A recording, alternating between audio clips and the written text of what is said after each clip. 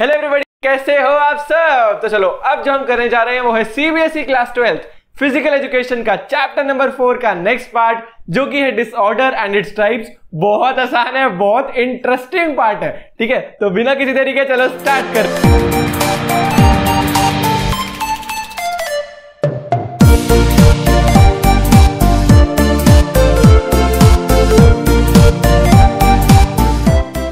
तो देखो, हमने सबसे पहले फर्स्ट पार्ट में क्या किया था, हमने किया था डिसेबिलिटी क्या होता है, डिसेबिलिटी की टाइप्स क्या होती है। हमने क्या किया था, याद है ना, physical disability, intellectual disability, cognitive disability. याद करना है सब कुछ, ठीक है। जितने भी नोट्स आपको डिस्क्रिप्शन में मिल जाएंगे उन्हें डाउनलोड करो और याद करो। अब हम करने जा रहे हैं इसका नेक्स्ट पार्ट, जो कि है डिसऑर्डर।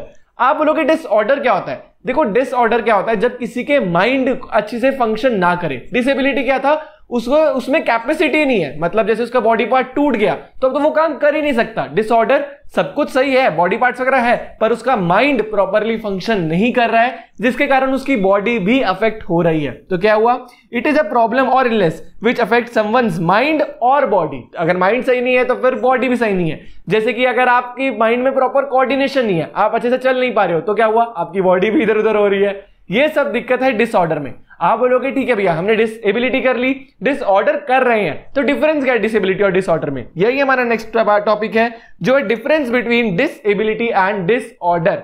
ये इंपॉर्टेंट है, पेपर में आ सकता है, नहीं भी आएगा तो हमें तो करना ही अच्छे से, ठीक है ना। जो भी सिलेबस में हम एक एक चीज करेंगे, कुछ भी नहीं छोड़ेंगे। बहुत आसान है, difference between disability and disorder. तो देखो, डिसेबिलिटी में क्या था, मैंने आपको पहले भी बताया, हमारी बॉडी में कैपेसिटी ही नहीं है काम करने की। कैसे, हमारे पास वो बॉडी पार्ट ही नहीं है। तो अब कोई ब्लाइंड है, उसकी आंखें चल ही नहीं सकती, तो वो डिसेबल्ड हो गया। पर आंखें वगैरह सब कुछ है, पर उसका माइंड प्रॉपरली कोऑर्डिनेट नहीं कर पा रहा है। मेंटल रिलेटेड जो भी इश्यूज है वो आ गए डिसऑर्डर में। तो फर्स्ट क्या डिफरेंस है, disability is a disadvantage that makes a person uncapable and restricts function of body. पर उसमें अनकैपेबिलिटी वाली बात नहीं है, उसके अंदर क्या है, disorder is disruption cause to the normal function of a person. Normally function कर सकता है पर्सन, पर उसके कारण डिसरप्शन हो गई है माइंड के कारण, इसलिए इसको हमने बोल दिया डिसऑर्डर। डिसेबिलिटी क्या है, mostly linked with body parts. देखो, कोई डिसेबल्ड है, फ्रैक्चर्ड है, परमानेंट ऑल्टर्ड हो गया। फिजिकल डिसेबिलिटी में हमने किया था, ये उसका माइंड नहीं डेवलप्ड हुआ, तो इंटेलेक्चुअल डिसेबिलिटी बोल दिया हमने, ठीक है। पर उसके अंदर क्या, it is mostly linked with mental problems. कौन, डिसऑर्डर मेंटल प्रॉब्लम्स है, और डिसेबिलिटी क्या है, डिसेबिलिटी है physical related, body parts related problems. Disability के टाइप से हमने किया था, physical disability, cognitive disability, intellectual disability. Disorder कैसे, जैसे कोई आराम से कोई एक काम पे ध्यान नहीं दे पा रहा है, हम कभी इधर चला मैं उधर चला वाला इंसान बन गए। कभी हम इस चीज पर ध्यान नहीं लगा पाते तो हम उस चीज पर चले जाते हैं, उस चीज पे ध्यान नहीं लगा पाते तो तीसरी चीज पे चले जाते हैं। हम क्या हुआ, हमें डिसऑर्डर हुआ। कई लोग आराम से खाना नहीं खाते हैं, मतलब उनका कोई टाइम नहीं होता खाने का, और खाते रहते हैं, या नहीं खाते, उनको खाने से डर लगने लग जाता है, तो ये क्या हुआ, ईटिंग डिसऑर्डर। ऐसे अलग अलग डिसऑर्डर्स को हम डिस्कस करेंगे, और ये है डिसऑर्डर्स। ADHD, SPD बहुत अच्छे हैं, बस इसमें क्या होगा, अच्छा चलो मैं सस्पेंस बनाए रखता हूं। Types of disorder, types of disorder हम डिस्कस करने जा रहे हैं।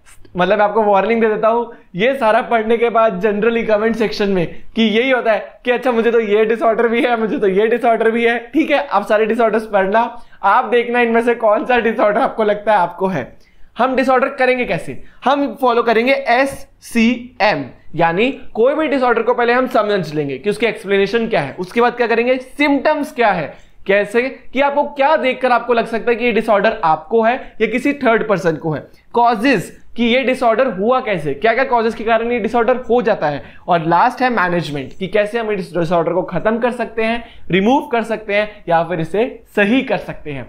सबसे पहले जो डिसऑर्डर है वो है, अब आप बोलोगे यार डिसऑर्डर्स तो बुक में इतने सारे लिखे हुए, पता है आप देखोगे ना बुक में लिखे हुए डिसऑर्डर सारे अलग अलग जगह लिखे हुए हैं, समझ नहीं आ रहा। अब मैंने क्या किया है, ठीक है, अब इसके लिए प्यार चाहिए। क्या है, ये पूरा आपको कुछ भी नहीं करना है, कोई बुक नहीं खोलनी है, ये मैंने आपके लिए टेबल तैयार करके रखा हुआ है, आपको बस नोट्स डाउनलोड करने हैं और ये टेबल याद करना है। सबसे पहले हम आते हैं ADHD पर। ADHD क्या है, अभी देख लो। क्या आप कुछ भी याद नहीं कर पाते और अपनी बुक्स और पढ़ाई में कंसंट्रेट नहीं कर पाते? क्या आप इससे परेशान हैं? क्या आप अपने फ्लिकरिंग माइंड के कारण परेशान हैं और पढ़ाई को छोड़ के पास वाली अंजलि को देखते रहते हैं? क्या आपको चबड़ चबड़ बोलने की आदत है और बारी बारी बोलते रहते हैं, इससे आप अपनी लाइफ में कंफ्यूज्ड रहते हैं कि आपको क्या करना है क्या नहीं? क्या ये सब आपको शौकीन है? क्या आप अपने पैर बार बार हिलाते रहते हैं? तो अगर आपको ये सब दिक्कत है तो आपको है ADHD यानी attention deficit hyper activity disorder. अब इसका मतलब क्या है? अटेंशन डेफिसिट, अटेंशन की कमी होना, या फिर हाइपर एक्टिविटी का एक तो जगह कमी होना और एक जगह बहुत ज्यादा हाइपर एक्टिव हो गए, उसे क्या बोलते हैं हम? ADHD, attention deficit hyper activity disorder. मेरे साथ बोलो, ADHD की full form attention deficit hyper activity disorder. क्या क्या क्या एक्सप्लेनेशन है इसकी? हम आराम से कंसंट्रेट नहीं कर पाते, हम अटेंशन नहीं दे पाते कोई काम पर, हम अपने इंपल्स को कंट्रोल नहीं कर पाते, यानी हम कोई चीज हड़बड़ी में करते रहते हैं, और हमारी एक्सेसिव एक्टिविटी भी होती है, मतलब कोई काम को हम बारी बारी, जैसे आपने देखा ना पैर हिलते रहते हैं, ये भी एक ADHD का सिम्टम है। अब ये मत बोला कि ये मुझे हो रहा है, ठीक है। सिम्टम्स क्या है? सिम्टम्स है फ्लिकरिंग माइंड, मतलब एक एक्शन हम कर रहे होते हैं फिर दूसरे एक्शन पे चले जाते हैं, दूसरा एक्शन कर रहे होते हैं फिर तीसरे पे, हम ध्यान नहीं लगा पाते, हम कुछ याद कर रहे हैं हमें डिफिकल्टी होती है, हम हमेशा कंफ्यूज्ड रहते हैं, हम कोई और हमें इंस्ट्रक्शंस दे हम उसे इग्नोर करते हैं, ठीक है, ये सब होता है। अनेबल टू सिट क्वाइटली, हम चुपचाप बैठते ही नहीं है, सारा दिन चबड़ चबड़ करते रहते हैं, बिल्कुल मेरी तरह, मुझे ADHD हो गया है। कॉन्टिन्यूस बात करते रहते हैं और इम्पेशेंट है, जल्दीबाजी बहुत करते हैं। तो ये सारे क्या है? सिम्टम्स है ADHD के। कॉजेस क्या है? किन किन चीजों के कारण ADHD हो जाता है? देखो, सबसे पहले तो है हेरिडिटी। हेरिडिटी, अगर आपके पेरेंट्स को कोई जेनेटिक डिसऑर्डर है, कोई भी डिसऑर्डर है, तो उनके ऑफस्प्रिंग्स यानी बच्चों को भी डिसऑर्डर कोई ना कोई हो सकता है, जिसमें ADHD भी एक डिसऑर्डर है।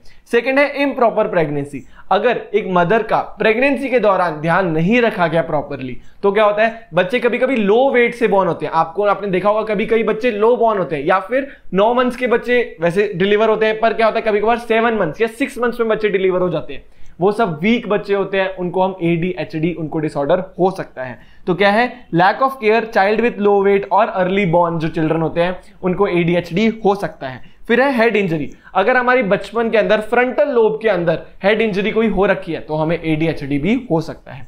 इसे मैनेज कैसे कर सकते हैं? मैनेजमेंट के लिए सबसे पहले है काउंसलिंग।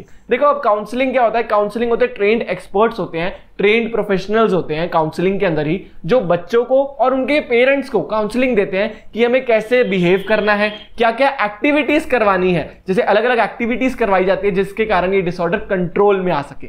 सेकंड क्या है? Behavioural therapy.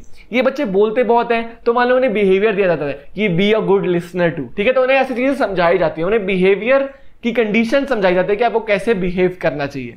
फिर है लाइफस्टाइल चेंजेस। अगर आप पानी बहुत ज्यादा पियोगे और शुगर का इंटेक बहुत कम रखोगे, ठीक है, और अच्छे से नींद लोगे, ये लाइफस्टाइल चेंजेस है जिसके कारण ADHD को हम कंट्रोल कर सकते हैं।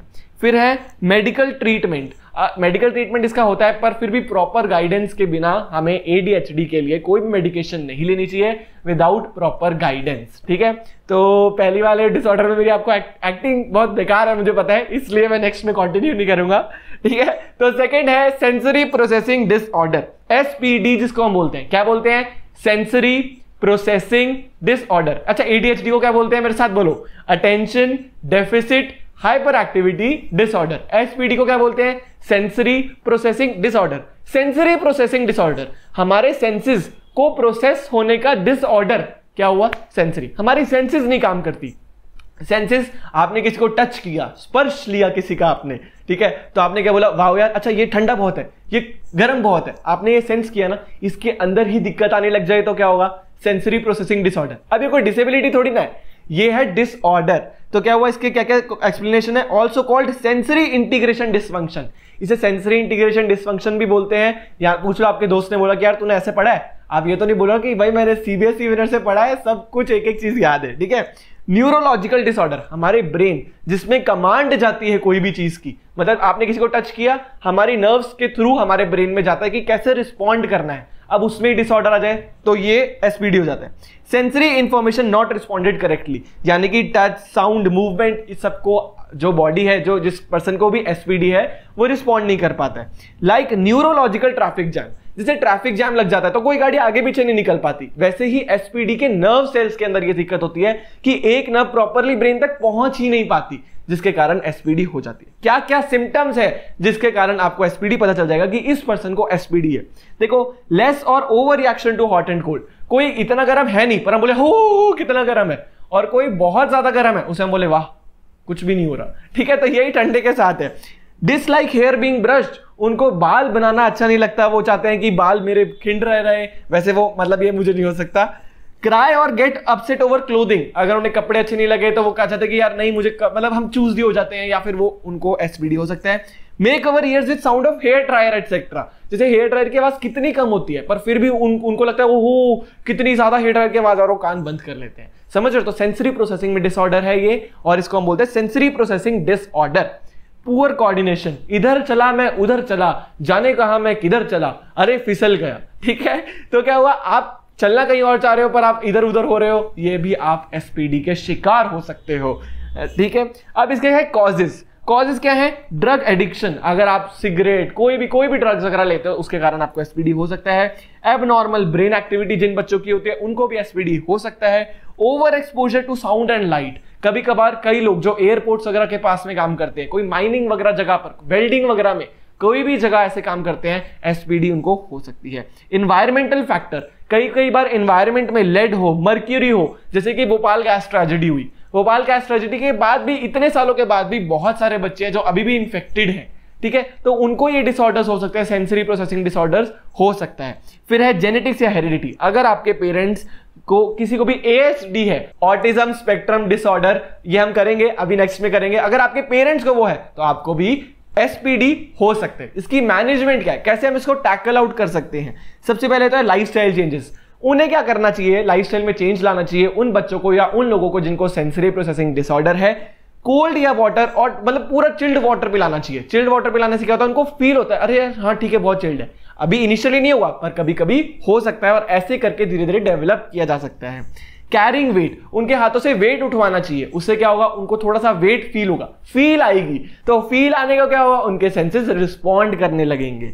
पुशिंग ग्रोसरी कार्ट, जैसे ग्रोसरी कार्ट है, उनको वेट का मतलब कि आप ये ग्रोसरी कार्ट है इसको आप आगे लेकर जाओ, उससे क्या होगा, उन्हें वेट का एहसास होगा, उनकी थोड़ी सेंसेस काम करने आएगी, कोऑर्डिनेशन बिल्कुल सही होना स्टार्ट हो सकती है। फिर है ऑक्यूपेशनल थेरेपी। देखो ऑक्यूपेशनल थेरेपी क्या है कि कई चीजें करवाकर उनकी थेरेपी करवाई जाए। जैसे कि आपने एक ट्रैम्पोलिन देखा है, तो ट्रैम्पोलिन आपके यहां पर अभी आ रहा होगा। ट्रैम्पोलिन में क्या है, जैसे हम बच्चे कूदेंगे वापस उठेंगे, कूदेंगे तो उन्हें कूदना उछलना ये सब फील होना शुरू होगा, सेंसेस में आना शुरू करेंगे, वो सेंसरी प्रोसेसिंग डिसऑर्डर को टैकल कर सकते हैं।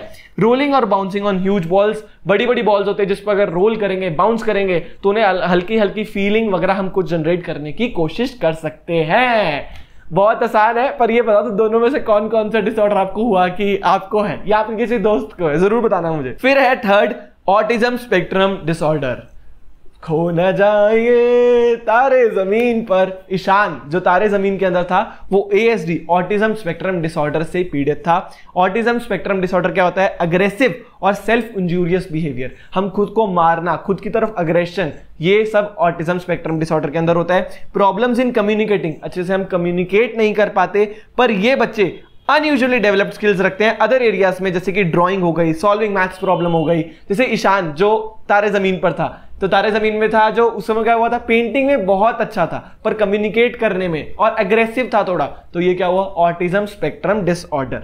क्या क्या सिम्टम्स है, डू नॉट सोशलाइज, ये बच्चे सोशलाइज नहीं करते, ये लोग सोशलाइज नहीं करते, ज्यादा बात वगैरह नहीं करते, अकेला रहना पसंद करते हैं, टेस्ट स्मेल साउंड के बहुत सेंसिटिव होते हैं, इनको हल्के से टेस्ट इनको पता चल जाता है। Feel difficulty in explaining emotions, और अपने इमोशंस आराम से एक्सप्लेन नहीं कर पाते। क्या क्या हम इसके कॉजेस हैं, सबसे पहला कॉज है इसके जेनेटिक फैक्टर। देखो जेनेटिक फैक्टर भी दो तरीके से है, सबसे पहले तो ड्यूरिंग डेवलपमेंट ऑफ ओवरी और from jeans of parents having ASD.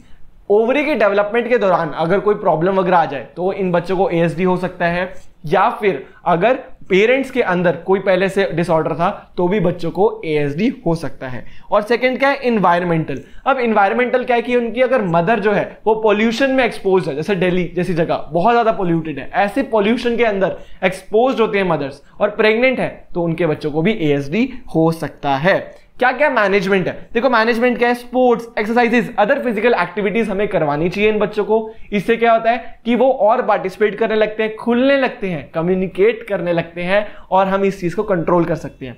Behaviour therapy देनी चाहिए। अच्छा, आपको याद गाना बम बम बोले मस्ती में डोले, उसमें क्या करते हैं आमिर खान सर उसको ईशान को उठाने का चीयर अप करने की कोशिश करते हैं। ऐसे करके अलग अलग बिहेवियर थेरेपीज देने के कारण हम चीजों को सुधार सकते हैं और उन बच्चों को वापस उनकी नॉर्मल कंडीशन पर ला सकते हैं। सबसे बड़ा डिसऑर्डर और डिसेबिलिटी में फर्क हो जाता है कि डिसऑर्डर में फिर भी थोड़े से चांसेस रहते हैं क्योंकि मेंटल प्रॉब्लम्स है, पर डिसेबिलिटी में बिल्कुल चांस नहीं रहता है। तो ये सब चीजें हम कर सकते हैं। उसके बाद 2 और डिसऑर्डर्स हैं। क्या चाहते हो मैं अभी डिसऑर्डर करवा दूं या थोड़ा बाद में करवाता हूं? चलो एक बार आप ये तीनों याद करो। इन तीनों को याद किए बिना नेक्स्ट पार्ट पे नहीं जाओगे, ये मुझे प्रॉमिस करो। मैं यहां पर ही बैठा हूं, आप इसको अभी याद करो और अभी मिलते हैं हम नेक्स्ट पार्ट में। तब तक के लिए गुड बाय, टेक केयर।